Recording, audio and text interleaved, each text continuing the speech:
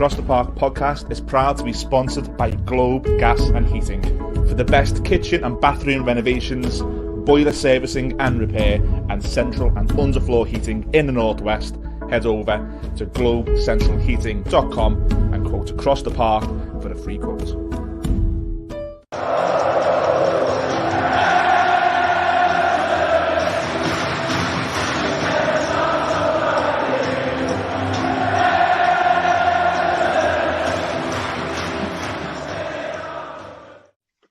Hello everyone, welcome back to the Across the Park podcast. I'm delighted to be joined today once again by Mike from the Blueboyz network. Mike, cheers for coming on. It's all right, mate, no problem at all. Always happy to join fellow Blues in a difficult conversation. Well, on that note, just for the Blues who are tuning in to maybe our podcast for the first time, or you're seeing or hearing from Mike for the first time, please check out the Blueboyz network. Your video the other day was brilliant, Mike. Obviously straight from the heart, but also a lot of good, insight in there as well. Comparing City's charges with ours, but obviously looking back on the City game. Please give them a follow if you don't already. Subscribe to their channel. Superb content, and again, regulars clockwork. If anything, they've just constantly got stuff out, so it's always good to give them a follow. Mike, I'm going to just start briefly on, again, following on from the points around your review of the City game. City were admittedly too good for us on the day. Can you take anything from that game? Yeah, I mean, nobody can argue that we can't defend, because we can. We're fairly high up in the statistics for pretty much all defending work. Goals conceded from crosses. I don't think we've conceded a header this season. It was two moments of, it really isn't mistakes from Everton, really, more than Manchester City playing really good football. The first goal comes into the box. It should have been cleared a little bit better than it was. It gets cleared and ricocheted, goes right to Haaland. Haaland 6 yards out. He's always going to score. And then on top of that, the second goal, we've got the ball on the right-hand side of their pitch. We make an absolute mess of it. Don't put the ball in the box, and they pull away and hit us on the counter. So there's no negatives from the City game, in my opinion. The only thing that I would dwell on is the fact that from an attacking perspective, we were pretty much non-existent. There was no corners for Everton. There was none of those balls into the box where we can put players on the goalkeeper. There was very little attitude in terms of trying to get the ball quickly forward and try and cause City problems. And look, part of that is because you're away at Manchester City. Now, and I almost don't have a problem with that, going there and trying to get a draw in our situation. But, against teams like Palace and Brighton and West Ham that are coming up, you definitely need to see more attacking intent. So that's the only thing for me. I didn't see many negatives. I didn't think the players were brilliant, but I also didn't think they were poor. And I think if a more confident Everton team went to Manchester City, I think they probably would have made more of an attacking game of it. But it is what it is, mate. No, I'm with you, mate. And I think I tried to compare it to the performance last season from Frank Lampard's Everton. And I actually thought it was a better performance. I remember that game, and we rode our luck on many occasions in that particular game. We obviously got a worldy goal from Demarai Gray, which ends up getting us the point. I guess you could say if you put a Demarai Gray on for the last 20 minutes of that game, before City got the second, we may well have seen a very similar outcome. But I think, if anything, we probably deserve more from that game at the weekend than we did the last time we played them at the Etihad, and that's probably the best credit you could give them. I agree, though. We certainly, when we go away to teams, at the upper end of the Premier League, I include probably Liverpool in that one earlier in the season. I thought we could have got it then before the red card came a little bit better. I thought we got into good areas, but it didn't really produce. And I think when you do go and play, your cities, and I think about the teams maybe that have, to the middle or lower ends of the Premier League that have caused City problems in the past. And it has actually been, ironically, your Crystal Palaces who've maybe had like Zaha or Elise, and we're going to talk about them in a moment, or Eze. You just got that one player who can come up with a bit of magic on the break and kind of get you that goal. And you look around that team and you are lacking that player who can pull a rabbit out of a hat, aren't you? And when you go away to, you know, the likes of Man City, you maybe have one moment, and we're just lacking that player at the moment to you know, to produce something in the one moment, aren't we? Yeah, and it's been a thing of Everton's for not just last season with Damari Gray and the fact that, you know, the moment Dyche come in, he was literally, you know, that was it for Damari Gray. You know, it was done.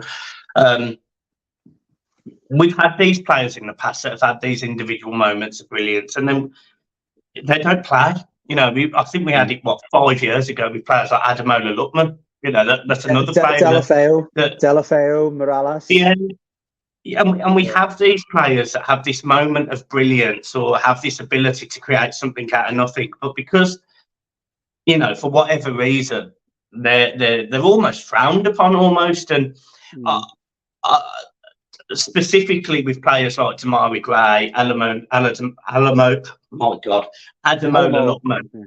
Yeah, you know, their attitude gets questioned and their ability gets questioned, and you sit there and you think, well, I know if I was as good as them, and I'm probably the best creative winger in the team that can create a goal, that can beat a man, I know that I would be expecting to play over the players that were playing at the time. So would I have an attitude? Probably. Be, you know, so Rooney, I think Rooney had problems, didn't he? Yeah, and we're very quick. Like yeah, we're very quick to do it, and I think the players that we've got now, they put in a shift, they work hard. You see them for 90 minutes run around, but I've not been blown away by Jack Harrison. I'm not going to sit here and pretend I have, because I haven't. I'm not that fussed if we keep him in the summer, if I'm being honest. Dwight McNeil, he's had issues off the pitch where he's deserved a little bit of time away from the pitch, because he's not, in a lot of games this season, he's not really looked interested. He's not looked in it.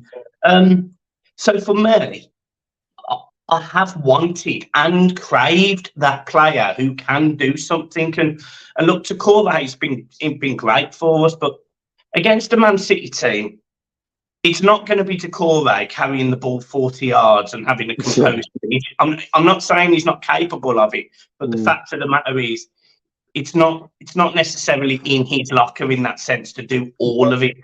So yeah, I thought it was a bit of a struggle, and it was. I think like you said before, Mike. I think it's one we can put behind us. I don't think there's any damage done to the team morale. Is that I thought we held our own offensively, as you said, and I think in terms of positives, as you put at the very start of your piece, I don't think we can really, you know, we can ask much more of the defence. Certainly the players off the ball, the back four have been outstanding. Whoever has been in there really in recent times. Mikalenko has been nothing short of a revelation in terms of how accomplished he looks now as a Premier League defender, how strong he looks, how physical he looks. So again, I think there's lots of positive, as you said, in that defensive third of the pitch. Jordan Pickford's currently occupying the Golden Glove in terms of number of clean sheets. So, you know, I guess if I told you these stats or told you these kind of things a year ago, you kind of wouldn't be surprised, given we've got Sean Dyche as our manager. But it's almost quietly happened, hasn't it? You know, it's like it's slowly become a thing. Well, he's managed to turn, a team that, you know, did concede goals and didn't score loads of goals into a team that still doesn't score loads of goals, but concedes a lot less. And in a relegation battle that we are currently in, if we still are at the end of the season, is still obviously to be seen. But based on right now, we're in a relegation battle. Those clean sheets, those goal differences, those not conceding 6 at Manchester City and 5 away at Liverpool, sort of thing. You know, these games are absolutely paramount to staying in the league. And you know, you'll have teams like Luton, like Palace, like Burnley, like Sheffield United, like Forest, Brentford. All of these teams will go to teams like Liverpool, like Man City, like Arsenal, like Chelsea, and they'll get smashed.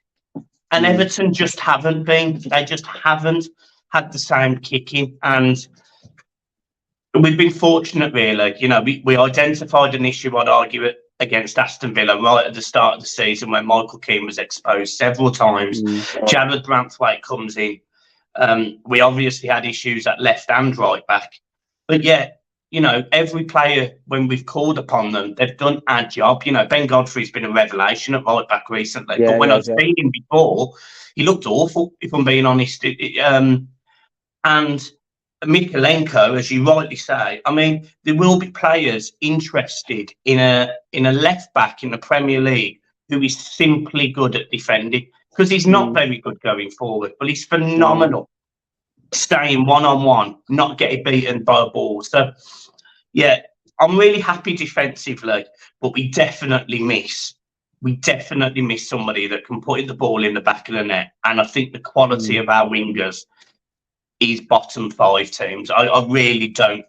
And I know this is disrespectful to these players, but I really don't rate Harrison particularly high. And I think it speaks to the fact that he was in a Leeds team that got relegated.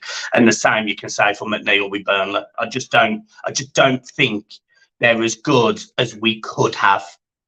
No, it's fair enough. Definitely wouldn't argue with that at all, mate. And definitely something we'll probably come back to when we briefly preview the Palace game in a bit. On the point of you know, the relegation battle or the potential relegation battle, one of the big factors, of course, which is going to determine how deep in a relegation battle we are, is the current points deduction and whether that's going to be reduced.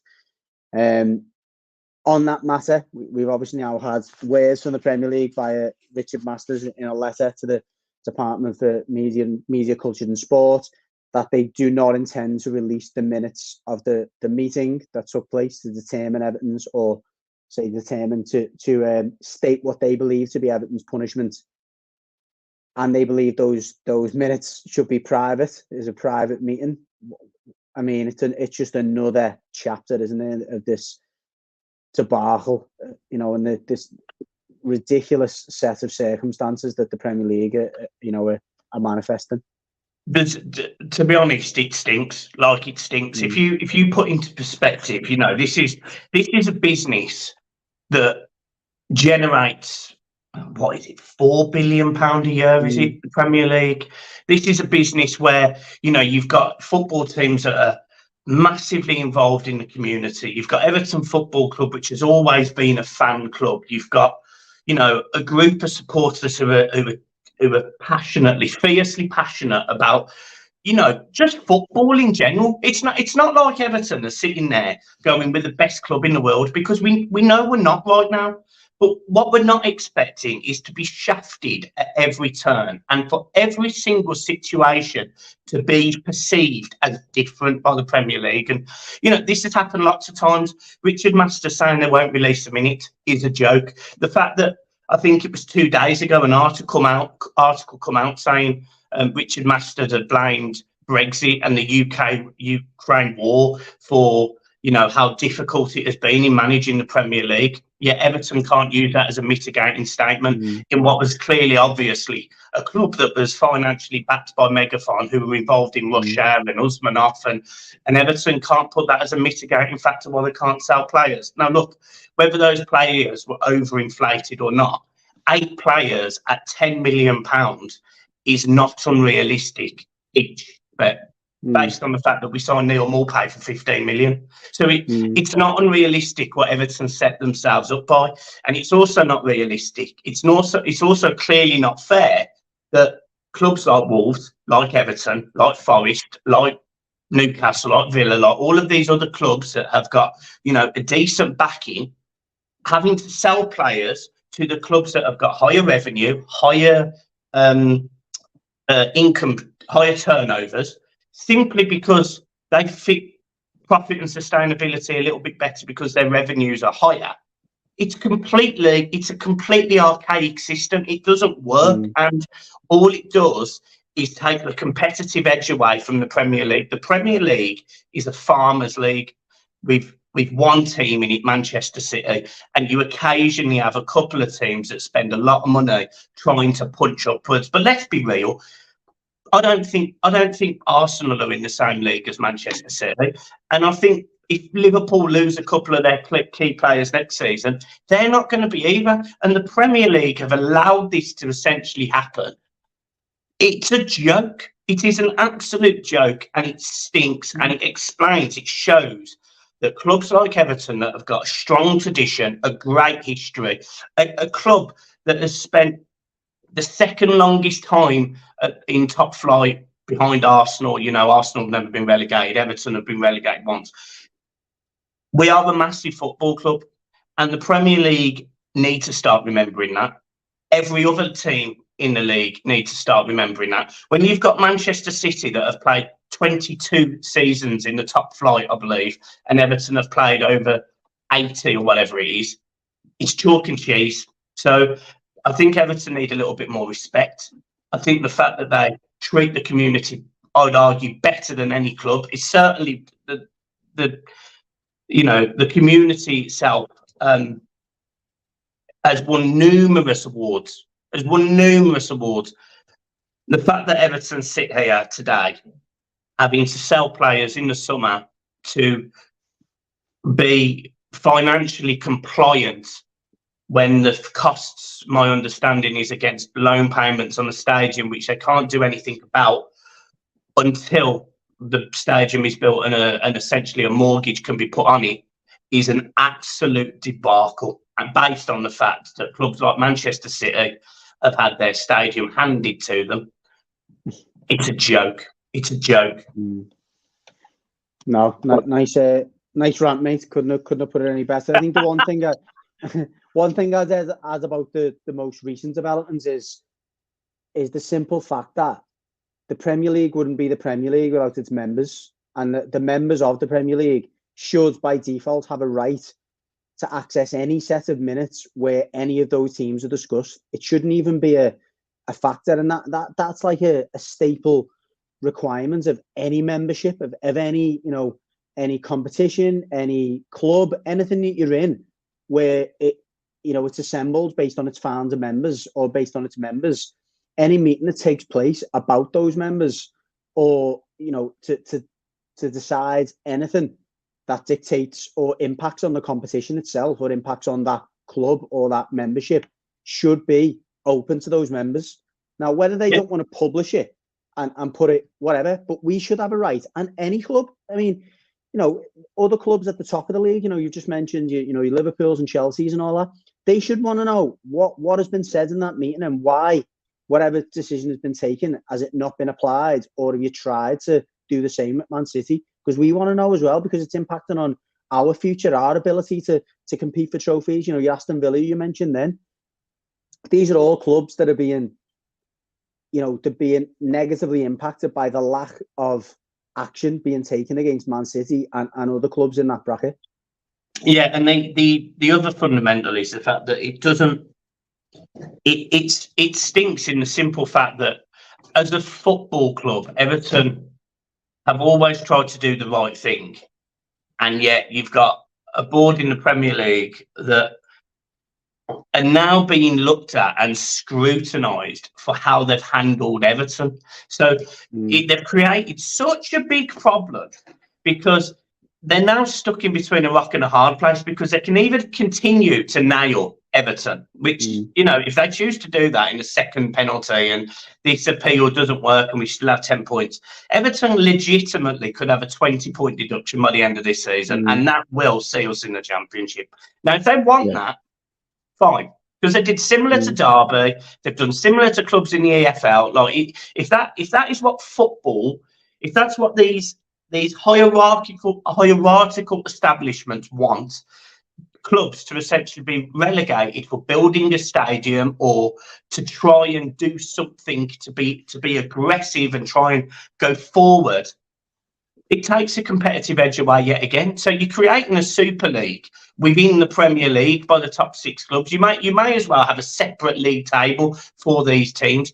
And the biggest fundamental annoyance for me is this actually goes back absolutely years, because in 2004, 2005, 2006, 7, 8, 9, Everton were the 5th best team in English football by a decent mile. You know, Everton consistently finished 5th, Spurs consistently finished 6th, and Aston Villa occasionally followed us. That was under David Moyes. There wasn't a top 6 then. It was always a top 4. Yeah. So it's for me, the whole thing stinks. I think when things come out, I think Richard Masters will have to step down. I think the Premier League will be a defunct organisation. There'll definitely be an independent commission coming in, and I think you'll see a complete change to the way that financial fair play is ran, and I think it'll be debt based, and I think that will have a significant impact on the bigger teams, because although the income generated from teams like Manchester City, like Liverpool and Man United, it's all great, it's all big. But for people to go and watch the game on a regular basis, for those match-going fans and the people that care about those communities, it has to change, and the regulator's going to know that. Yeah, absolutely. We'll look forward to that moment, and hopefully it, as you've just suggested, doesn't come at the detriment of Everton in the meantime. But before we move on to touch on the Palace game, and obviously looking forward, Mike, I'm just going to hand over to our sponsors. Again, as I mentioned in our last episode, to all of our viewers, listeners, we've got Tick Property Group who are supporting the podcast now. Again, give them a follow. Anyone who's looking to buy a new house, sell a house, etc. You're in the property market, give them a follow. Have a little look. They're the best on the market now, particularly if you're looking to sell. Best value for money, best price you can get on selling a house, but I'll allow the advert to speak for itself.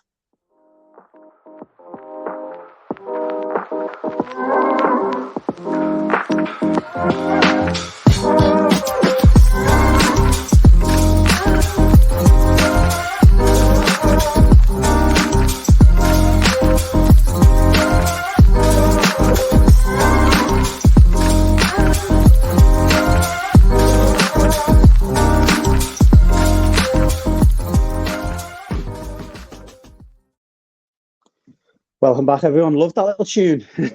YouTube didn't like one of the songs you put over that last week. I'm not sure if it was that if that one's going to pass the test.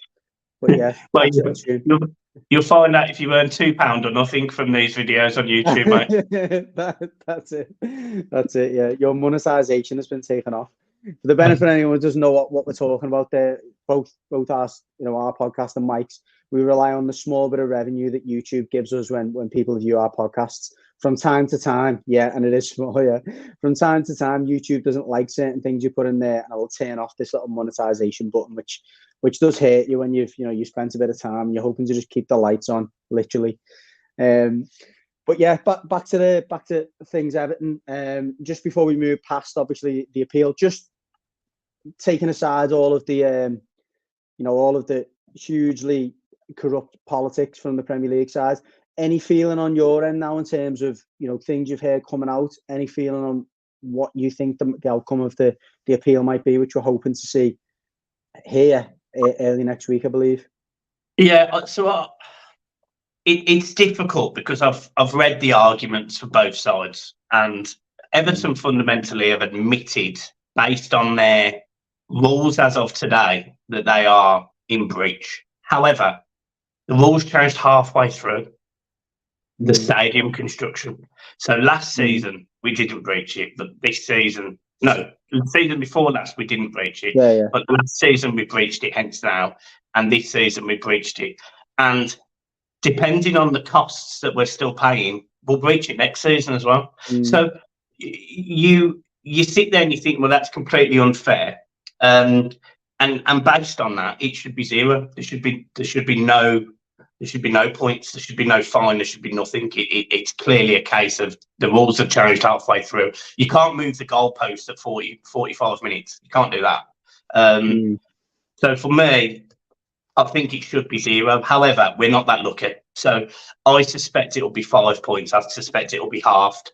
I think Forest are possibly in more trouble because Everton's is to do with stadiums costs and running costs, whereas Forest have just spent. They've gone for it, and it's a little bit harsh on Forest because their original cap is only 61 million, not 105 million, based on the EFL rules to the EFL. Premier League. And they also have mitigating circumstances in the fact that they sold Brennan Johnson for 50 million 2 weeks outside of the financial year, instead of selling him for 30 million 2 weeks prior. So by making the right financial choice, albeit they didn't want to sell him anyway, but they had to comply, they've been penalised for it. So for me, I think, as you were saying before, it opens a can of worms again, though, doesn't it, by letting them off on that one? Because we could say, well, we could have sold Richarlison in the next window for a lot more money, but we made that decision to try and get us closer to where we needed to be. Yeah, so which is why I think it'll be 5 points, and I think it'll be 5 points. I think Everton will be found guilty of the second one as well and get a second 5 points. So fundamentally, from an Everton standing in the league perspective, we are where we are. I think Forest will get 5 points, and then I think you've got a massive issue for Manchester City, because next season they've got to be able to justify these 115 charges. They're not all going to be related to the equivalent of profit and sustainability. They're actually related to lies, fundamental lies. And if that is the case, then I suspect the penalty will be harsher. But they won't. The Premier League will not want to lose its champions. It's not like Italy, where they'll just ban Juve and relegate them, and it's not like other leagues that will actually do a proper job. The Premier League is soft. The other thing, as you'll be well aware, and most people who are listening will be well aware, the amount of corporate partners that Man City have got that are also intertwined with the Premier League and other organisations who fund or support or sponsor the Premier League. Again, it's not in the despite how corrupt it sounds, it's not in their interest to be punishing Man City and their associated partners, because it will have deeper rooted financial implications for this organisation. So it remains to be seen. Again, we could drive ourselves insane all night picking through all this. We'll try and move past it for the time being until obviously we do get some kind of decision on that. So looking forward to matters on the pitch, which at times when you talk about all that stuff sometimes feel irrelevant or pointless. So Crystal Palace at home Monday night. Just before we come on air, I was saying, look, I'll be gutted if McKenna from Ipswich is appointed before the game on Monday. There's been heavy rumours. I think he's into odds-on favourite now to be their next manager. There's very rarely smoke without fire when it comes to the bookies sniffing this out, and there's probably been a bit of money that's staked because if someone's heard something about it. Forgetting about that and assuming that Roy's in charge. I mean, to be fair to you, you said regardless, I don't think that's going to make a difference to the game on Monday. What do you expect to be the case? Yeah, I mean, my understanding is Palace are without some key players for this game. Some big ones, players that have caused us problems this season. Every time we've played Palace, it's been a difficult game, but Everton have always managed to come out on top, whether it be a replay in the FA Cup, whether it be at their place in the league. Everton have managed to find a way of getting on top of Palace. We've been awful at home, and that's me being the.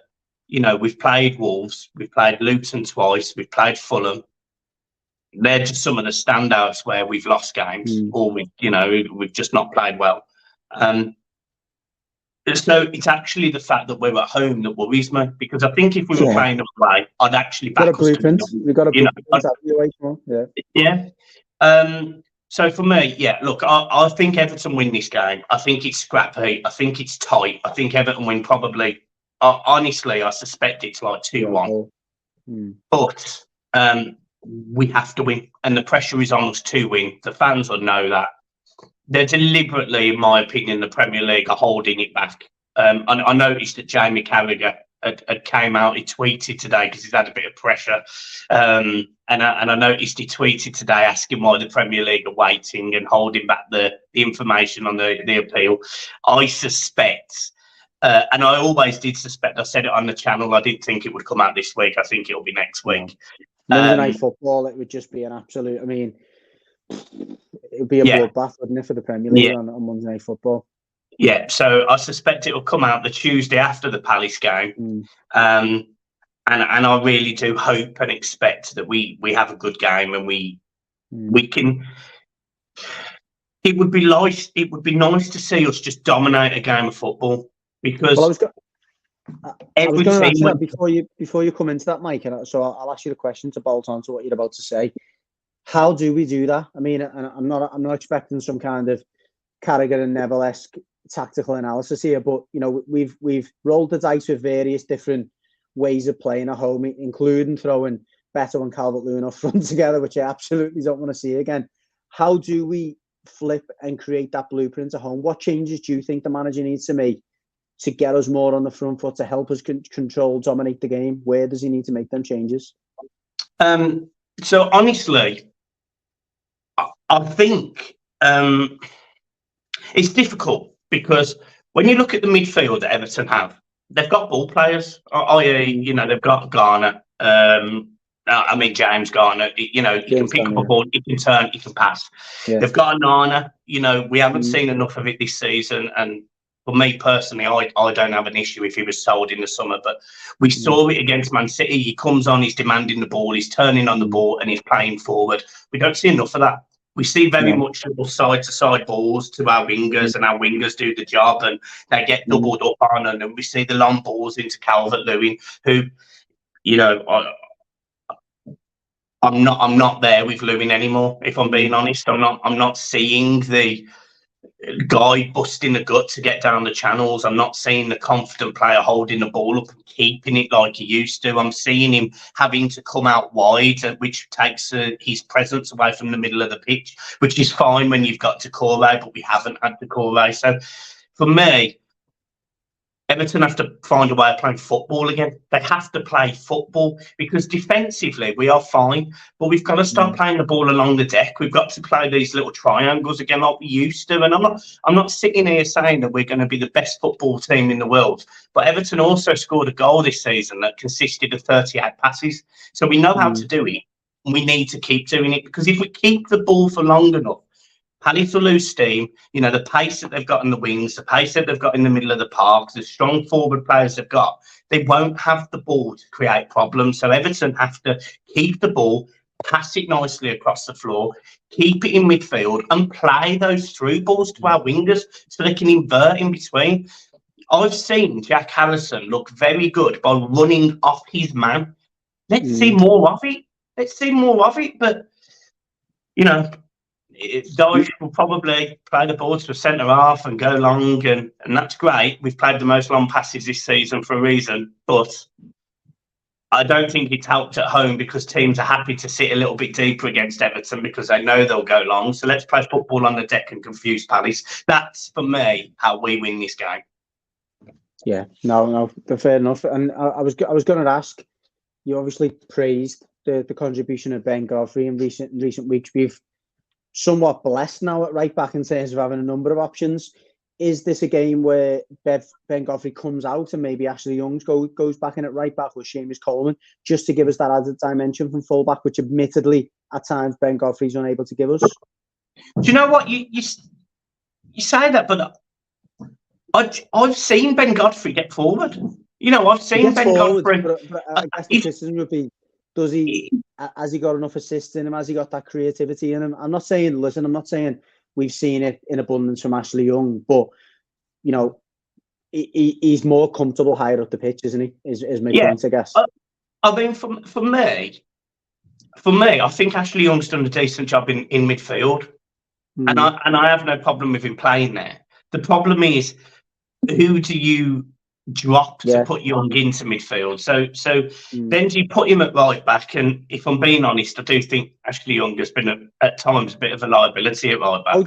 He has, and I guess I'm saying, or I'm asking, do we sacrifice the fact that he's been ropey defensively, knowing that, look, we need to commit another player into that final third who can contribute to those triangles? You can, you know, we can combine with players, you can thread balls inside the fullback, etc. The big thing for me is if we had to call that back, and that's of course. You know, I know that I think Dyche said yesterday he's on the grass or something. So he's been back in training.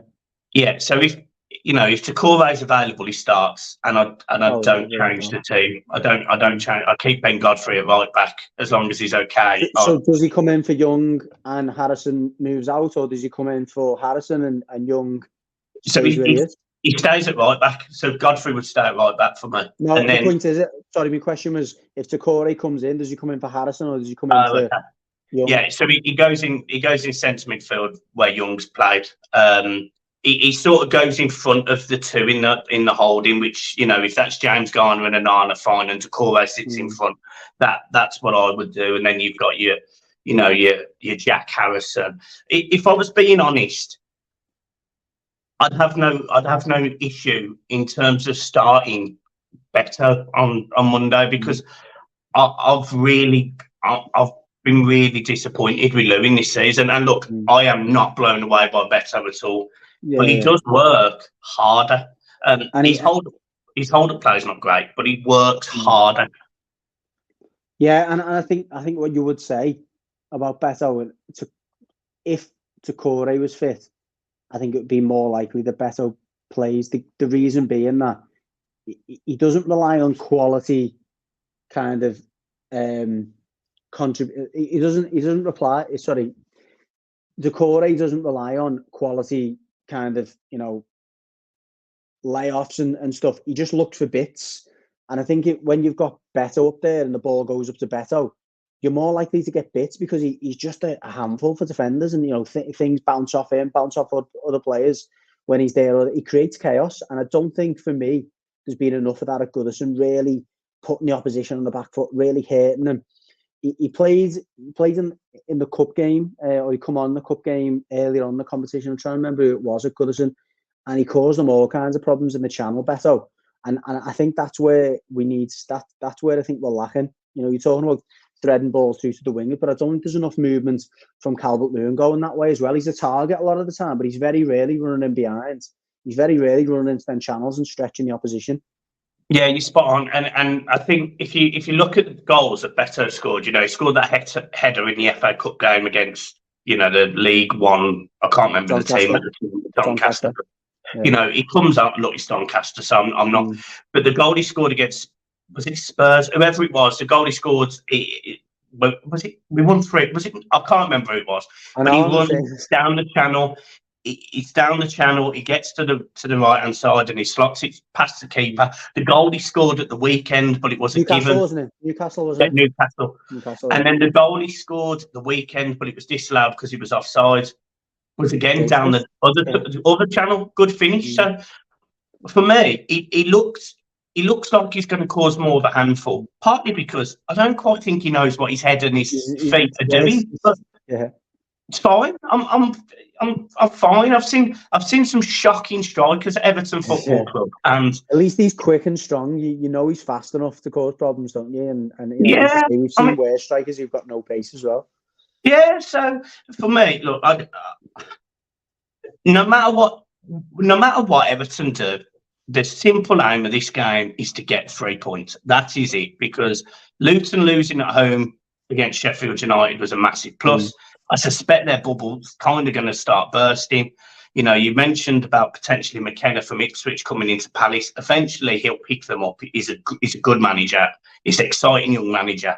But it's too soon. It's too soon. I can't see him going to Goodison Park and having any stamp on being able to compete against a Dyche side that would be difficult to break down. He's got more of a coaching background than a kind of man management. He's not gonna give it like a Neil Warnock and come in and just absolutely start smashing heads together, which is probably what they'd need in the short term. No, I agree with you, and I'd like to think, I'd hope that Luton will start to at least level out a little bit rather than continuing on this crazy run of form they've been on. And obviously you spoke about Nottingham Forest in the previous piece. They're obviously in the view of Everton as well. They don't seem to be able to put points together. And one thing about Forest, which I think is worth mentioning, you start to look around the squad, and although they've got quality, they've got a lot of players who you would probably put in the bracket of mercenaries. You Callum Hudson-Odoi, is he really up for a scrap? Anthony Elanga, again, is he really up for a scrap? Even your Morgan Gibbs-White might be starting to think, well, I've got a relegation release clause. I'm probably going to play in the Premier League anyway, because someone will definitely take a punt on me. Do I really need to be rolling my sleeves up again and trying to drag this team through it? Nuno Espirito Santo doesn't seem to have got the dressing room yet. I think they're the ones who you could really reel in very fast. Yeah, I completely agree. And I think, I honestly, if Everton only end up with a 10-point deduction this season based on now, I genuinely believe we finish 15th. Yeah. Genuinely, because I just think the three teams that will go down will be the three that come up, and I think Forest and Palace will finish below us. I really do. No, I sincerely hope so. Before we let you go, Mike, give us a prediction for Monday's game. Yeah, I think 2-1. It wouldn't surprise me if we don't concede, but we have conceded at Goodison. So, yeah, I'm going to go 2-1, but I do think we win the game. No, I actually agree with that. And I think the more tendency there is for this team to come out and play, it obviously does detract from maybe their ability to be as sound offensively. So, yeah, I'm with you on that 2-1. We will have an opposition preview coming up as well. I'm not sure if it's myself or Mills you'll be recording that, but that'll probably be out on or around Friday. But, Mike, thanks again for your time, mate. Really appreciate it. Good to catch up as always. Hopefully we can catch up again next week when we hear whatever news it is that comes out, whether it's good, bad, or ugly. And as always, mate, have the best of weekends and up the toffees. And you, mate. See you soon. Cheers, mate.